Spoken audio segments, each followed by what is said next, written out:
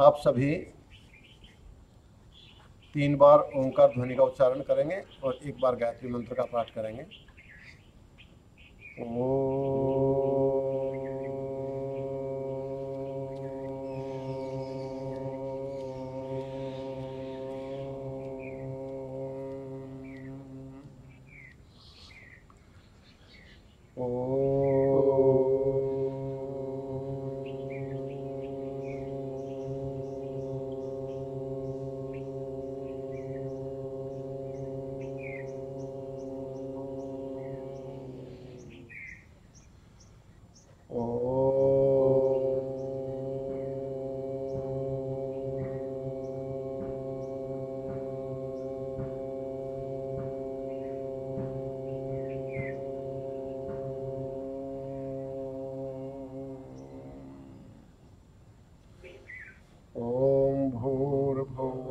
स्वः तत्सवितुर्वरेण्यं भर्गो देवस्य धीमहि धियो यो नः प्रचोदयात्।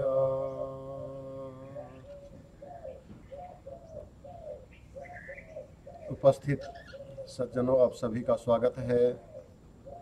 कुलपति जी महोदय और राजकुमार जी ने बड़ा सुअवसर आपको प्रदान किया है कि यहाँ पर आध्यात्मिक चिंतन चल रहा है। आज सबसे पहले मैं वेद का मूल सिद्धांत आपको थोड़ा बताना चाहता हूँ। यजुर्वेद के 34वें अध्याय के 1 से 6 मंत्र हैं, उनको बोलते हैं शिव संकल्प मंत्र। शिव का अर्थ होता है कल्याणकारी, संकल्प का अर्थ होता है विचार। तो हमारा मन जो है वो अच्छे विचारों से युक्त हो, और मन हमारे जीवन का आधार है। हमारे सारे क्रियाकलाप का आधार हमारा मन है, क्योंकि मन में विचार उत्पन्न होते हैं। संकल्प विकल्प आत्मा का मन है। जो भी हम विचार करते हैं कि भाई ये काम मैं करूं, ये काम न करूं, इसका फायदा क्या होगा, इसका नुकसान क्या होगा, ये मन में पैदा होते हैं। इसलिए वेद ये कहता है कि मन में पॉजिटिव विचार होने चाहिए। तो वेद का मंत्र मैं एक सुनाता हूँ, पहला ही मंत्र है उसका 6 मंत्रों में से। ओम यज्जाग्रतो दूरमुदैति दैवं तदुसुप्तस्य तथैवैति दूरंगमं ज्योतिषां ज्योतिरेकं तन्मे मनः शिव संकल्पमस्तु। इसका शब्दार्थ है यत जागृत है, जो जागते हुए, दूरम उदैति, दूर उदित हो जाता है, दूर चला जाता है, तदु वही, सुप्तस्य सोए हुए का, तथैव उसी प्रकार से, एति चला जाता है। ज्योतिषाम सब जितने प्रकाश हैं, ज्ञान की ज्योतियां हैं, उनका भी वो प्रकाशक है। ज्योतिषाम ज्योति, एकम अकेला है, अकेला ही वो सारे ज्ञानों का प्रकाशक है।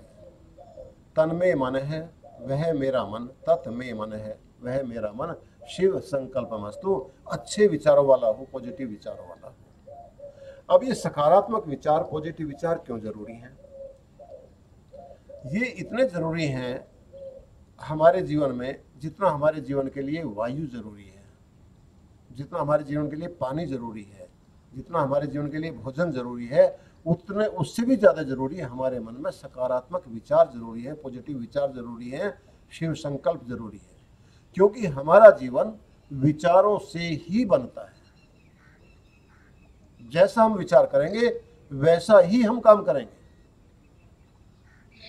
अनेक उदाहरण इस प्रकार के हैं, अनेक उदाहरण इस प्रकार के हैं।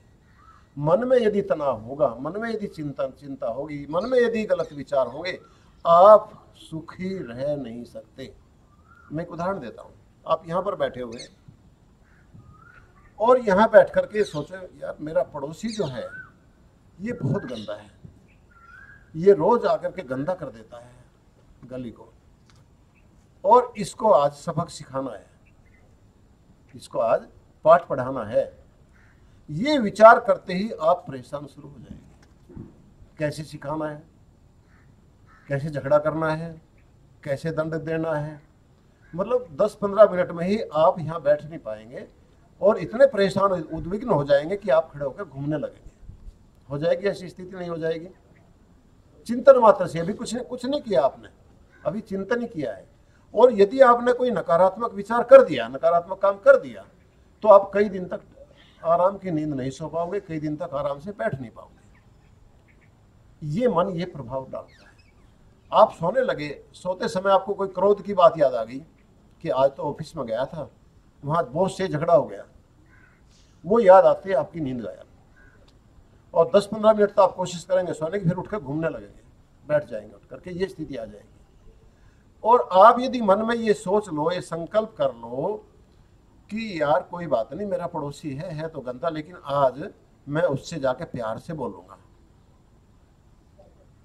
उससे मैं उसकी हेल्प करूंगा, उसका बच्चा बीमार रहता है, उसकी मैं हेल्प करूंगा, उसको देखने जाऊंगा मेडिकल कॉलेज में, मेडिकल स्कूल में, जहाँ भी वो हॉस्पिटल में दाखिल है, और उससे मैं जितनी मेरी सहायता होगी मैं सहायता करूंगा उसकी। ये सोचने मात्र से ही आपके मन में खुशी आएगी और आपको शांति मिलेगी। और यदि आपने उसकी हेल्प कर दी तो और ज्यादा खुशी मिलेगी और उसके विचार भी बदल जाएंगे। ये बिल्कुल एकदम प्रैक्टिकल है, आप इसे करके देख लो।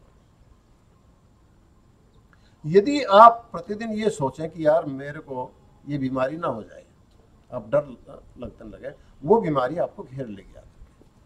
और यदि शरीर में कोई कमी भी है, आप ये संकल्प कर लो रोजाना बैठ करके, नहीं मैं जो हूँ, मेरा शरीर बहुत ही मजबूत है, परमात्मा का दिया हुआ है, ये मेरा दिया हुआ तो है नहीं। तो परमात्मा इस शरीर को, जब तक मेरी जिम्मेदारी पूरी नहीं होगी, मेरे बच्चे बड़े नहीं होंगे, मेरा काम ठीक नहीं चलेगा, इस शरीर में ये बीमारी होगी नहीं, और परमात्मा बिल्कुल ठीक करेगा, मैं इतना स्ट्रांग हूँ। तो आपका शरीर धीरे धीरे धीरे धीरे ठीक होता चला जाएगा। एक नहीं, मेडिकल डॉक्टर्स इस तरह के हजारों उदाहरण बताते हैं। एक राइटर है बहुत फेमस, न्यूयॉर्क का राइटर है, उसका नाम है डेल कार्नेगी। उसने एक पुस्तक लिखी है, how to stop worrying and start living.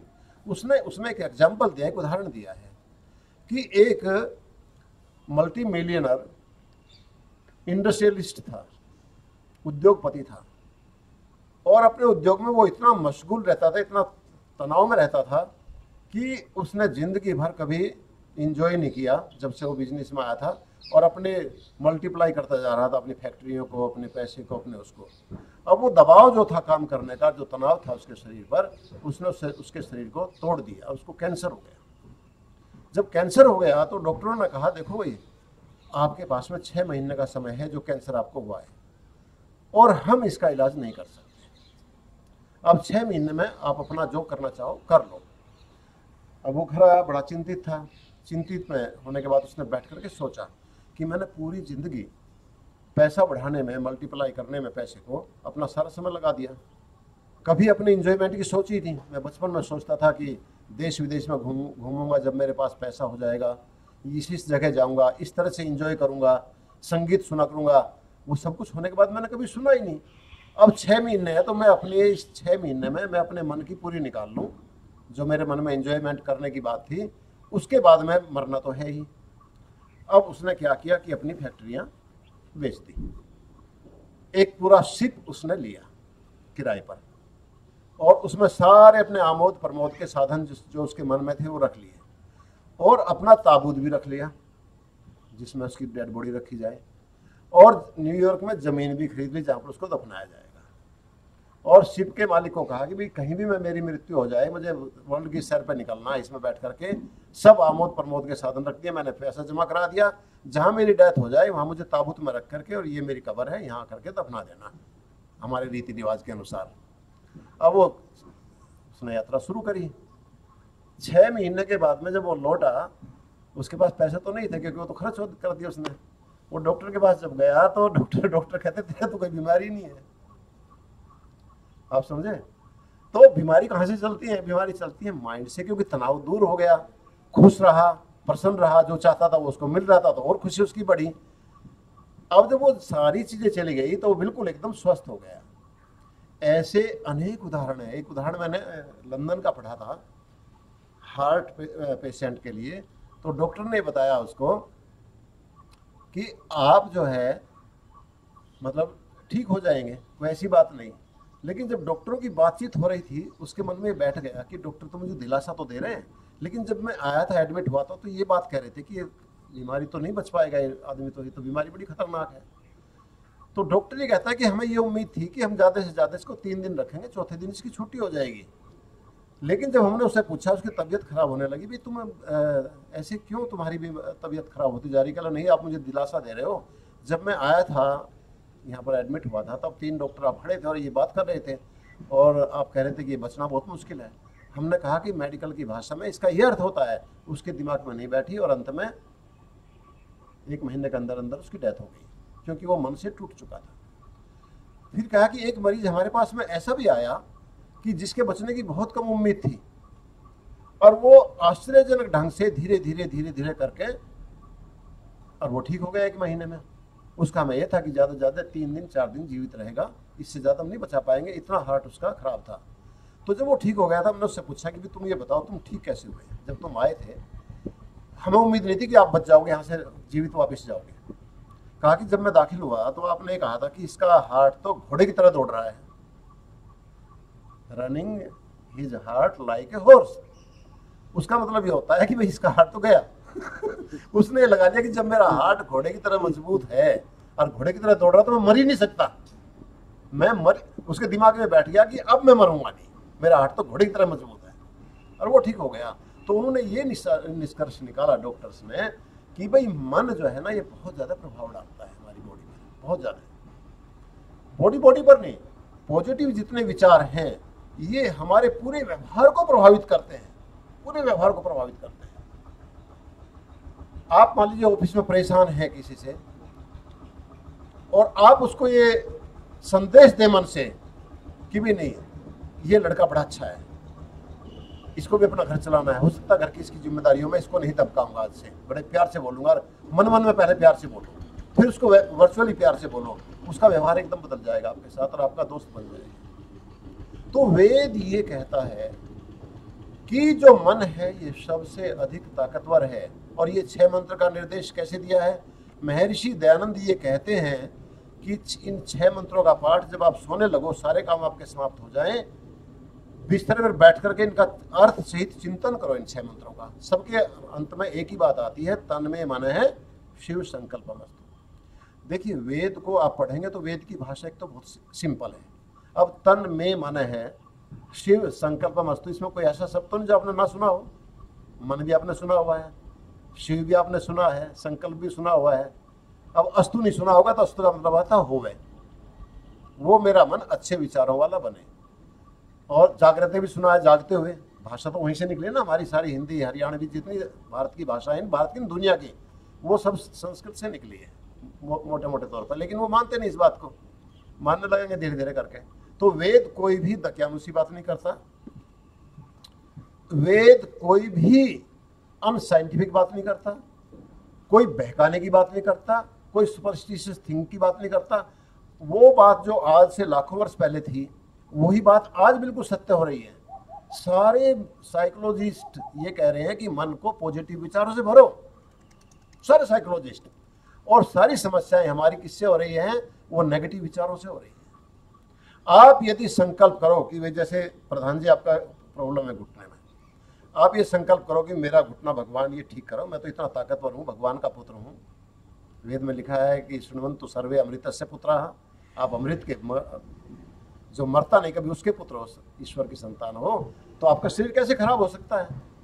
तो आप उसको सहलाओ और ये संकल्प करो कि नहीं, ये ठीक करना है मुझे। थोड़ा सा योगासन करो जो बताए, आप बिल्कुल ठीक हो जाएंगे। विचारों का बहुत गहरा प्रभाव, बहुत ही गहरा प्रभाव पड़ता है हमारे शरीर पर। तो वेद ये कहता है कि मन में कभी भी नेगेटिविटी आने ही न दो, कभी भी नकारात्मक सोच आने ही न दो, सकारात्मक सोच आने दो। उसका फिर आप रिजल्ट देखो तो आप हमेशा सुखी रहोगे। ओम शांति।